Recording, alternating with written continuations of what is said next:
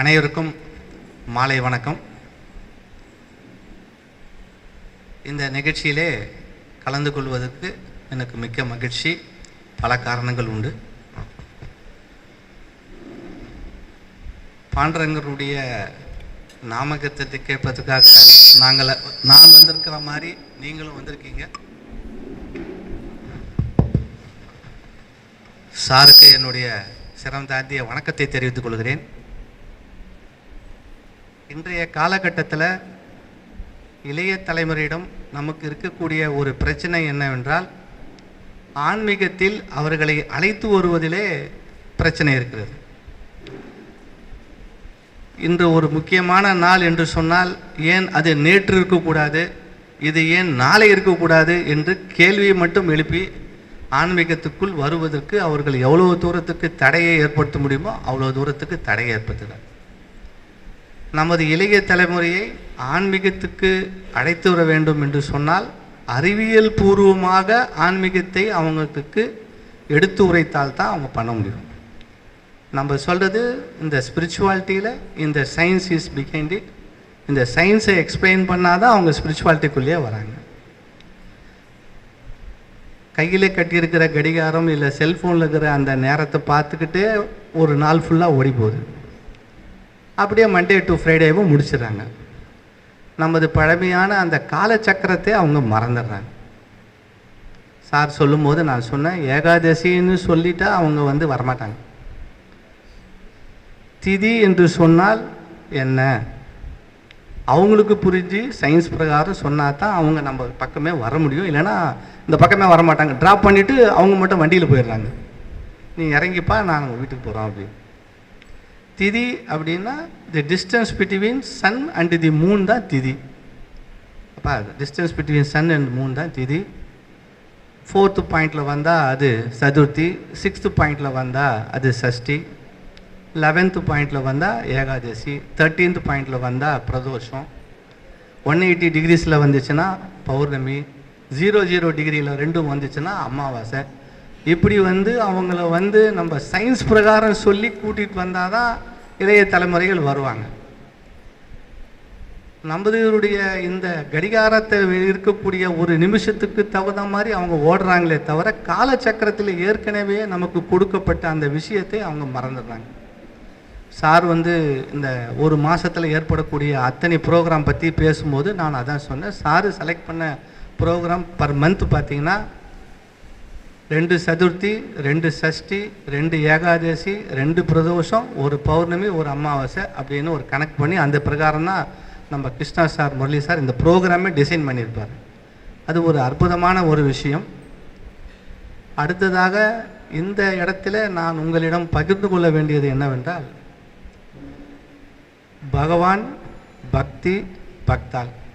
எந்த ஒரு மனுஷனுக்கு பக்தி மனசில் வந்தோ அவன் அப்போவே பக்தான் ஆயிடலாம்.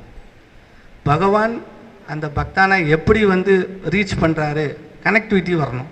ரீச் பண்ணுறாரு அப்படின்னா பல விஷயங்களில் சொல்லும்போது 16 விதமாக பகவான் பக்தனுக்கு அனுகிரகம் செய்கிறார். அவதார புருஷனாக கடவுளாக வர்றார். சில சமயங்களில் அவர் குருவாக வரார். சில சமயங்களில் அவர் நண்பராக வரார். கோபியர்களுக்கு காதலனாக வரார். சில சமயங்களில் நமக்கு தொண்டனாக வருகிறார், உதவி செய்த வருகிறார். இதை பற்றி பார்க்கும்போது நம்ம பக்த பாண்டரங்கருடைய ஸ்பெஷாலிட்டி என்னன்னு சொன்னால், பக்த பாண்டரங்கன் பக்தனுக்கு பணியாளராக, உதவியாக வருகிறார் அப்படிங்கிறது தான் பல பாடல்களில் சொல்லப்பட்டிருக்குது. சலோ பண்டரி என்கிற பாடலும் சரி, தானேஸ்வர் மகாராஜா சொல்கிற பாடலும் சரி, உள்ள அர்த்தம் என்னன்னு சொன்னால், பக்தன் கூப்பிட்டா அப்படின்னா பகவான் அவனுக்கு உதவியாளராக வரக்கூடிய ஒரு விஷயம்.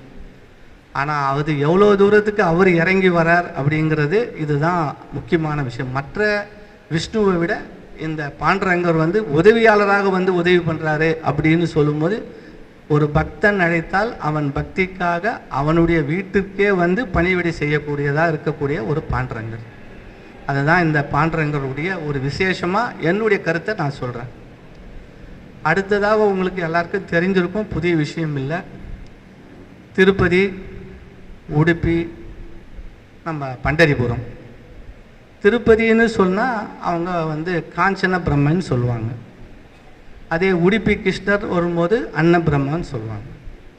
பாண்டரங்கரை பற்றி சொல்லும் போது நாத பிரம்மன் சொல்லுவாங்க. திருப்பதிக்கு போனால் சாமி கும்பிட்டுட்டு சாமிக்கு உண்டியில் கோல்டு போடணும். அதே வந்து உடுப்பிக்கு போனோம்னா அன்னதானம் செய்யணும். பாண்டரங்கிட்ட போனால் நாத பிரம்மம் பாட்டு பாடினா போதும். அந்த மாதிரி பாட்டு பாடி அந்த பாண்டரங்கருக்கு வந்து மகிழ்ச்சி தரக்கூடிய சார் இங்கே வந்திருக்கார். அந்த நிகழ்ச்சியிலே நானும் கலந்து அந்த பக்கம் உட்காந்து கேட்கலான்னு சொல்லி வந்தேன். இவங்க என்ன இந்த பக்கம் உட்கார வச்சுட்டாங்க. சந்தோஷம். சாருடைய பக்கத்தில் அமைந்து அவருடைய அந்த நாமக்கருத்தினை வந்து கேட்குறதுன்றது ரொம்ப விசேஷமானதாக நான் கருதுகிறேன்.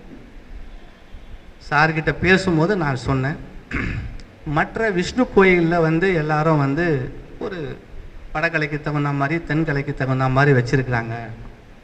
ஆனால் பாண்டரங்கர் கோயிலில் இருக்கக்கூடிய அந்த திருநாமம் கொஞ்சம் வித்தியாசமாக இருக்குதா சார், அதை பற்றி உங்களுடைய கருத்து என்னன்னு சொல்லி கேட்டேன். சார் அவருடைய கருத்தை சொன்னார். இது வந்து நான் எந்த புத்தகத்திலையும் நான் பார்க்கல. என்னுடைய தனிப்பட்ட கருத்து, என்னுடைய பார்வையில், என்னுடைய கோணத்தில் ஏற்பட்ட ஒரு விஷயத்தை உங்களிடம் நான் பகிர்ந்து கொள்கிறேன். 1998 நெல்லை மாவட்டத்தில் பாண்டரங்கர் பஜனை சபையிலேருந்து சிடி கேசட், இந்த ரெக்டாங்குலர் கேசட் வந்திருக்கும் போது தான் எனக்கு பாண்டரங்கரை பற்றிய விஷயங்கள் வந்தது. நான் திருவண்ணாமலையில் முதன்மை மாவட்ட நீதிபதியாக பணியாற்றும் போது தென்னாங்கூரில் பாண்டரங்கர் கோயிலுக்கு போகும்போது அந்த பார்ப்பேன், இந்த கோயிலுக்கும் இவருக்கும் என்ன வித்தியாசம் இருக்குது. 2000 கிட்டத்தட்ட ஒரு 30 வருடங்களுக்கு முன்னால் அமெரிக்காவில் வந்து கூகுள் மேப் வந்துருச்சு. நம்ம பேருக்கு வந்து ஒரு 18 வருஷம் ஆகுது, 30 வருஷம்.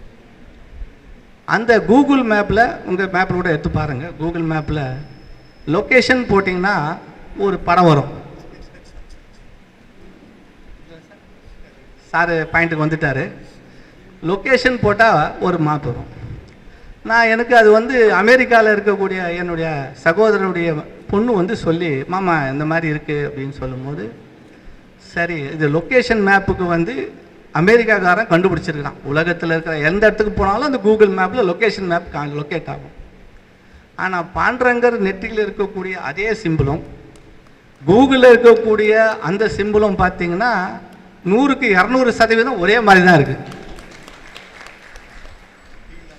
என்னங்க? இல்லை இல்லை சார் சார் நம்ம கூகுள் வந்து 35 வருஷமாக தான் இருக்குது. பாண்டரங்கர் கோயில் பல ஆயிரம் வருஷமாக அங்கே இருக்குது. பக்தன் எவன் ஒருவன் ஹரி என்று சொல்லி எண்ணத்திலும் ஒரு தியானமாக மைய புள்ளியில் ஹரி நாமத்தை சொன்னால் அந்த லொக்கேஷனுக்கு பாண்டரங்கர் வந்துடுவார் அப்படின்ற ஒரு சிம்பாலிக்காக சொல்கிறதுக்காக தான் அந்த காலத்தில் அவங்க அதை டிசைன் பண்ணியிருப்பாங்களோன்னு இது என்னுடைய பார்வையில், என் பார்வையில் அப்படி படுது. அது சார்கிட்ட நான் அங்கே சொன்னேன் நான். ஸோ இந்த கூகுளில் இருக்கக்கூடிய லொக்கேஷன் மேப்பு உலகத்தில் எல்லா இடத்துலையும் அந்த லொக்கேஷன் மேப் வரும். பாண்டரங்கரை நீங்கள் எந்த இடத்துல இருந்து மனதால் சிந்தனையால் இந்த மையப்புள்ளியில் நிறுத்தினீங்கன்னா அந்த லொக்கேஷன் மேப்புக்கு அவர் வந்துடுவார்.